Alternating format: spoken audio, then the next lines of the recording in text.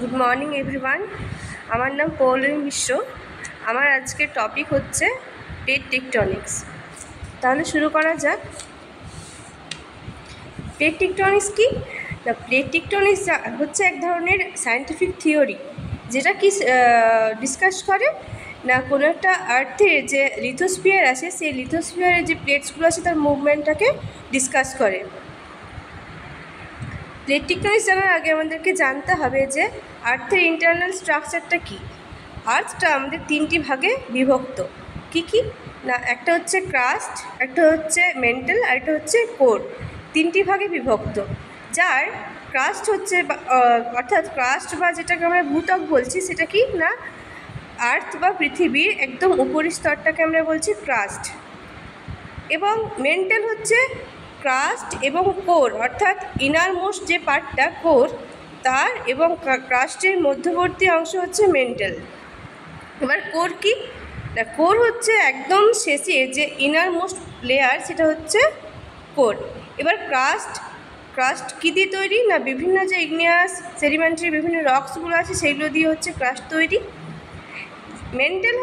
মেন্টালটা কী দিয়ে কম্পোস্ট করে না, iron, magnesium, rich silicate minerals, এই সমস্ত জিনিস দিয়ে মেন্টালটা তৈরি হয়েছে। এবার কোরকে অপর একটা নাম দিয়ে অভিভূত করা যায়, যেটা হচ্ছে নিফে, অর্থাৎ নিকেল এবং ফেরাস দিয়ে এই কোরটা তৈরি, কোর বা কেন্দ্রমণ্ডল তৈরি, তাই এটাকে আমরা বলছি নিফে। নেক্সট হচ্ছে লিথোস্ফিয়ার এবং অ্যাস্থেনোস্ফিয়ার। আমাদেরকে প্লেট টেকটনিক্স জানতে গেলে আগে লিথোস্ফিয়ার এবং অ্যাস্থেনোস্ফিয়ার সম্পর্কে জেনে নিতে হবে।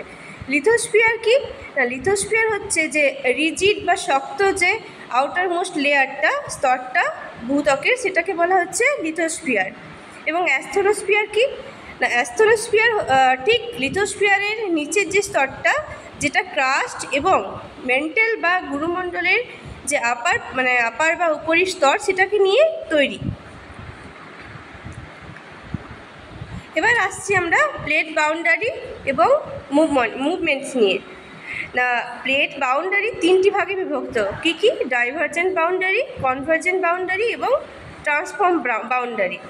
এবার ডাইভারজেন্ট বাউন্ডারি কোনটা, যখন প্লেটগুলো যে বললাম লিথোস্ফিয়ার বা ভূত্বকের যে রিজিড অংশটা, অর্থাৎ প্লেটগুলো কী করছে, একে অপর থেকে যখন দূরে সরে যাচ্ছে অপোজিট ডাইরেকশনে, তখন ডাইভারজেন্ট বাউন্ডারি তৈরি হচ্ছে। এবং এই ডাইভারজেন্ট বাউন্ডারির জন্য কী তৈরি হচ্ছে না, মিড ওশেনিক রিজ, এছাড়া এখানে বিভিন্ন ধরনের ভলক্যানিক অ্যাক্টিভিটিও হয়ে থাকে। এরপর হচ্ছে কনভার্জেন্ট বাউন্ডারি। কনভার্জেন্ট বাউন্ডারির মধ্যে কি হচ্ছে না, দুটো প্লেট কলাইড করছে, অর্থাৎ কলিশন করছে, একে অপরের দিকে আসছে। এবং এক্ষেত্রে কি হয় না, এই কনভার্জেন্ট প্লেট বাউন্ডারিতে মাউন্টেন বিল্ডিং, অর্থাৎ যে আমাদের পর্বত সৃষ্টি হচ্ছে, ভলক্যানিক অ্যাক্টিভিটিও হয়ে থাকছে এখানে। এরপর আসছে ট্রান্সফর্ম বাউন্ডারি। ট্রান্সফর্ম বাউন্ডারি কি হচ্ছে না, যখন দুটো প্লেট পরস্পরের দিকে হরাইজন্টালি মুভ করছে, তখন তৈরি হচ্ছে ট্রান্সফর্ম বাউন্ডারি। এই ট্রান্সফর্ম বাউন্ডারি এখানে যে সমস্ত ইভেন্টস বা স্ট্রাকচারগুলো ঘটে থাকে তার মধ্যে হচ্ছে ফল্ট, এছাড়া এখানে আর্থকুয়েক হয়ে থাকে।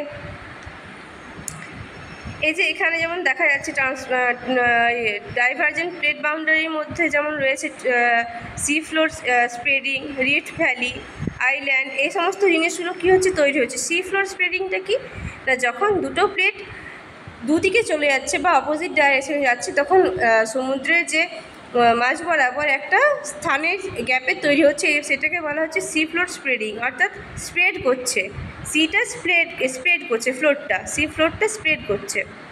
এরপর কী আছে, রিফট ভ্যালি। এই রিফট ভ্যালি কীভাবে তৈরি হচ্ছে না, একটা পোর্শন ডিপ্রেসড বা বসে যাচ্ছে, সেই জায়গাটাতে যখন দুটো প্লেট দুদিকে মুভ করছে, তখন একটা জায়গায় বসে যাওয়ার কারণে এই রিফট ভ্যালি তৈরি হচ্ছে। এছাড়া আইল্যান্ডও তৈরি হয়ে থাকছে।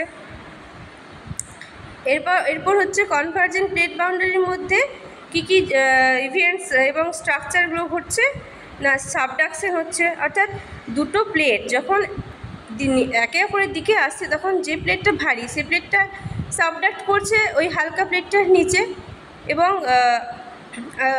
সাবডাকশন এই প্রসেসটাই এটাকে বলে থাকছি আমরা। এরপর হচ্ছে মাউন্টেন বিল্ডিং।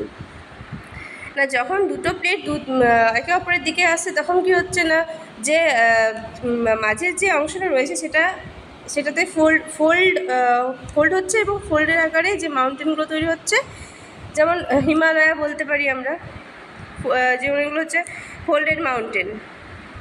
এছাড়া হচ্ছে ভলক্যানিক অ্যাক্টিভিটি হয়ে থাকছে।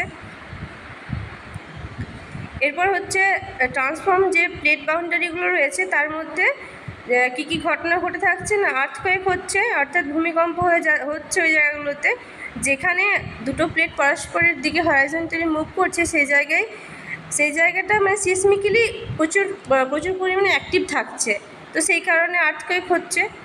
এছাড়া ফল্ট তৈরি হচ্ছে, যে জায়গাগুলোতে দুটো প্লেট পরস্পরের সাথে হরাইজন্টালি মুভ করছে সেইখানে ক্রাস্টে ফল্ট তৈরি হচ্ছে, অর্থাৎ চ্যুতি তৈরি হচ্ছে।